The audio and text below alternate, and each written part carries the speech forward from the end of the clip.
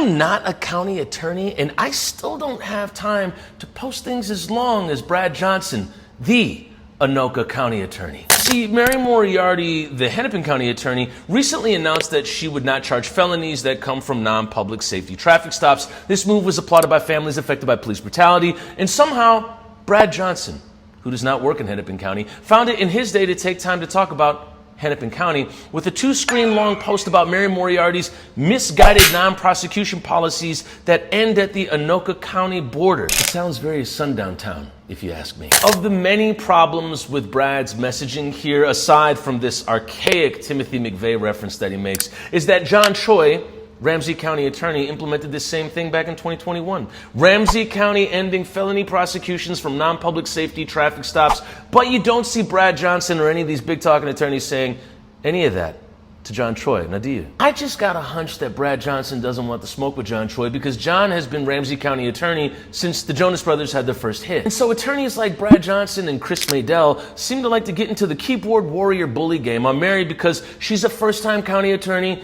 took on a case to prosecute killer cop Ryan Londrigan that nobody would touch. And if we're being real, I don't think Brad Johnson would have lifted a finger to prosecute Kim Potter or Derek Chauvin. So it's easy for an elected county attorney like Brad Johnson to get on Facebook and talk shit to another county attorney to make it look like Anoka is a safe place. In Brad Johnson's Facebook manifesto, it bears remembering that a man named Timothy McVeigh was pulled over in a routine traffic stop by Oklahoma Highway Patrol. We're going back to the 90s, huh? We're going to go all the way to 94, but you're going to go that far. Might as well go to 91 and just start talking about Rodney King. There's a strong chance Brad Johnson may not even know who Rodney King is. While we're here, let's just help out Brad with a few things. Brad, here's your county.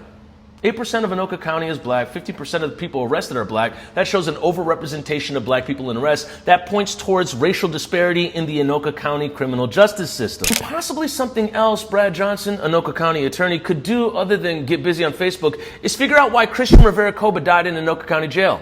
And the staff said that he drank too much water. I think that's an important thing to figure out. You know, the interesting thing I'm just putting together about Brad right now is that he has more to say about Mary Moriarty than he does about a young Latino man dying in Anoka County Jail, or the overrepresentation of black people being arrested in Anoka County. So instead of disproportionately arresting some of Anoka's most melanated residents or just not saying anything about it like you did in that last post, Brad, maybe we can figure out what happened to Christian Rivera-Coba in 2023.